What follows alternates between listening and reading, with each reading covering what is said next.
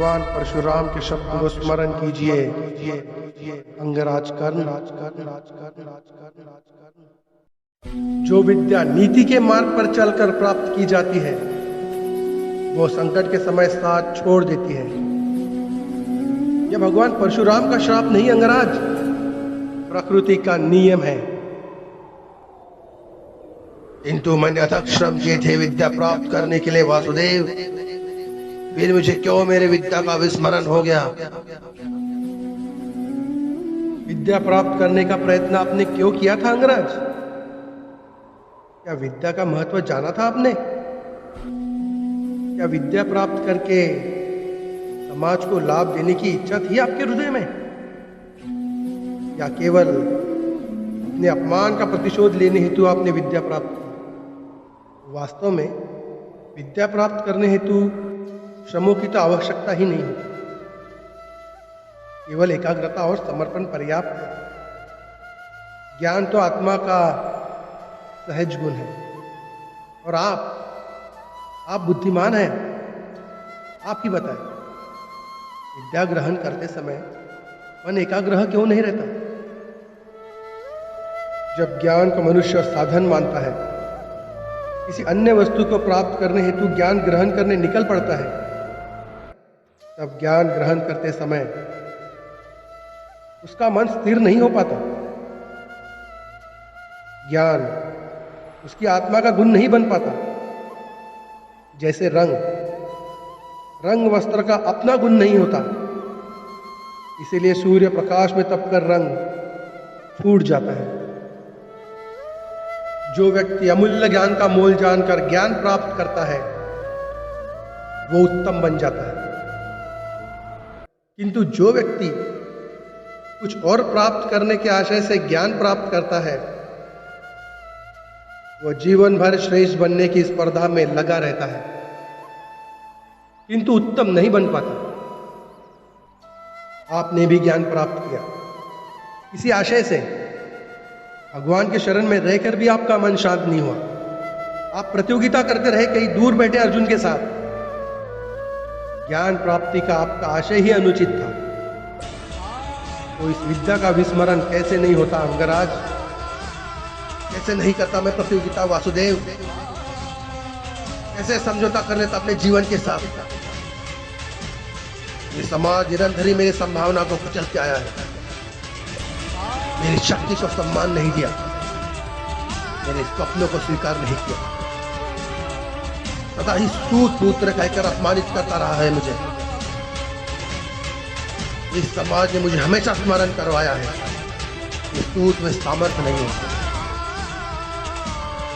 ईश्वर की दी हुई संभावना मनुष्य का अधिकार है वासुदेव, और ये समाज किसी को उसके अधिकार से किस प्रकार वंचित कर सकता है?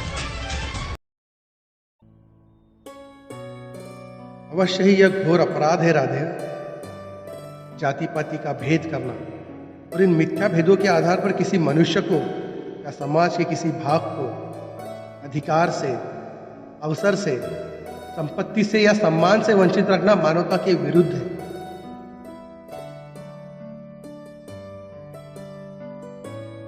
तो फिर मेरा क्या दोष है वासुदेव?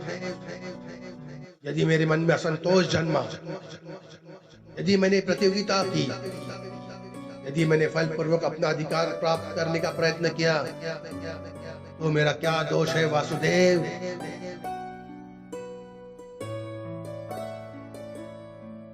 एक समय था अंगराज, जब ऋत्विर के पुत्र कार्तवीर अर्जुन नाम के एक क्षत्रिय राजा ने महर्षि जमदग्नि की हत्या कर दी। महर्षि के पुत्र ने क्या किया जानते हैं आप?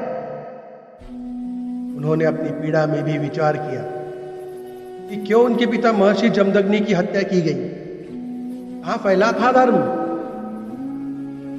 उन्होंने अपनी पीड़ा का विस्मरण कर दिया, समग्र समाज की पीड़ा को अपना लिया और अधर्मी क्षत्रियों का नाश कर समग्र आर्यवर्ग को शुद्ध करने का जीवन मंत्र बना दिया। वो केवल प्रतिशोध लेकर बैठते तो आज भगवान परशुराम न कहलाते।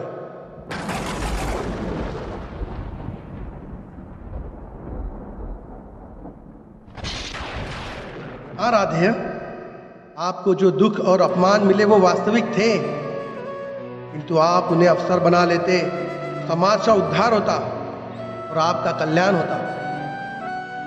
आप जैसे शक्तिमान मनुष्य का आधार यदि अन्य शोषित और पीड़ित लोगों को मिल जाता तो कितने जीवन सुख से भर जाते।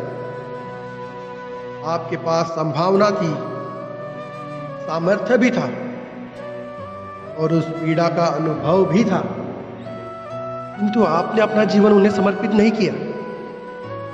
आपने अपना जीवन समर्पित किया दुर्योधन को। इसके पक्ष में केवल अधर्म था और कुछ नहीं। अब देखिए अपनी स्थिति। आप दुर्योधन के पक्ष में खड़े रहे, आप पांचाली के वस्त्र हरण जैसे पाप के भागी बने। आप अपनी माता का सम्मान नहीं कर पाए, अपने ही भाइयों के दो पुत्र की हत्या की आपने, और आज अपना धर्म गवाकर, अपनी विद्या गवाकर, अपना संतोष गवाकर अपने ही अनुज के हाथों मरने के लिए सज्ज खड़े हैं।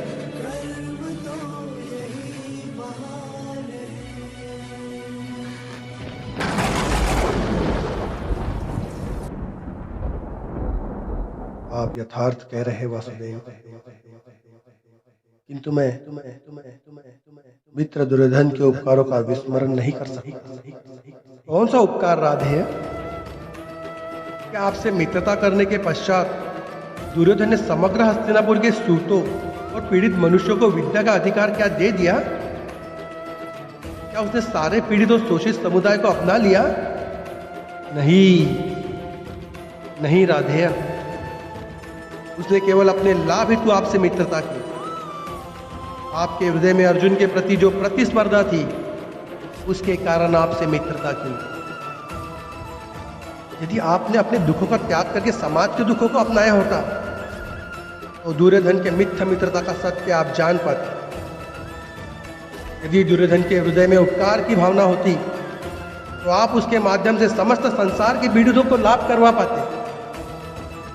वास्तव में उसे सारे अधर्म और अपराधों से मुक्त करवा पाते, किंतु आपने यह सत्य जाना ही नहीं। आप पर किए गए उपकारों का वास्तव में कोई मूल्य ही नहीं था। मैंने जीवन भर पीड़ितों और वंचितों को दान दिया है वासुदेव। अपने संपत्ति में से अपने पास कुछ भी नहीं रखा।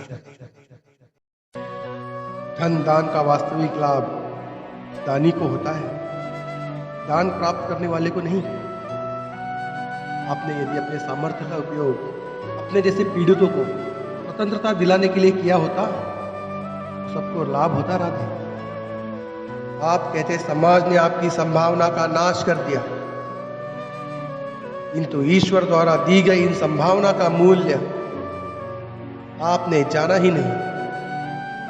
एक सत्य जान लीजिए, जो व्यक्ति समाज के लिए जीता है उसे स्वयं ही लाभ होता है, किंतु जो व्यक्ति अपने लिए जीता है वह स्वयं को और समाज को दोनों को ही हानि पहुंचाता है। कुरुक्षेत्र में आज जो विध्वंस हो रहा है उसका कारण ना दुर्योधन है, ना ही मामा श्री शकुनी। ये पाप 3 महारथियों का है, महामहिम भीष्म, गुरु द्रोण और आप राधे। आप तीनों ने यदि अपने माने हुए धर्म का त्याग करके समाज के कल्याण का विचार किया होता, दुर्योधन को सहायता ही नहीं दी होती, तो ये युद्ध ही नहीं होता।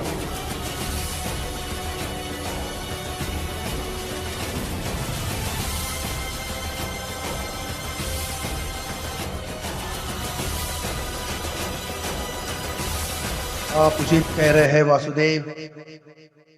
इस समाज में जितनी हानि अधर्मियों से नहीं होती, उससे अधिक हानि धर्म जानने वाले निष्क्रियता से होती है।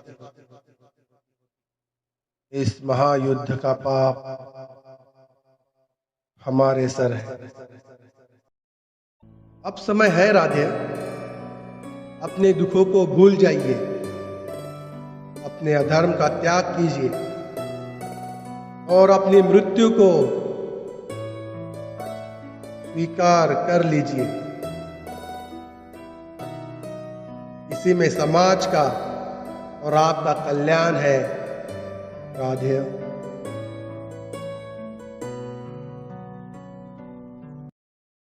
मैं आपका आदेश स्वीकार करता हूँ वासुदेव,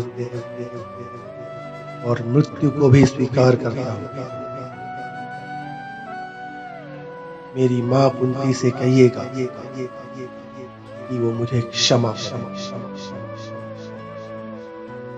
और पांचाली से कहिएगा कि मैंने अपना रक्त बहाया है उसके अपमान के लांछन को धोने की। बस एक प्रश्न पूछना था वासुदेव, क्या मेरे सामर्थ्य का परिचय कभी भी नहीं हो पाएगा? राधे, जब आपके हाथ में धनुष्य नहीं, आपके रथ का पहिया भूमि में धंसा है और आपको अपने विद्या का विस्मरण हो गया है, ऐसे अवसर का लाभ उठाकर आपका वध करना पड़ रहा है। क्या यही आपके सामर्थ्य का प्रमाण नहीं? विजय तो कभी कभी कायरों को भी प्राप्त हो जाती है, किंतु यश और कीर्ति सदा शूरवीरों को ही मिलती है। मेरा आशीर्वाद है तुम्हें, इस रण में तुम्हें ऐसी कीर्ति मिले कि तुम सदा के लिए अमर हो जाओ।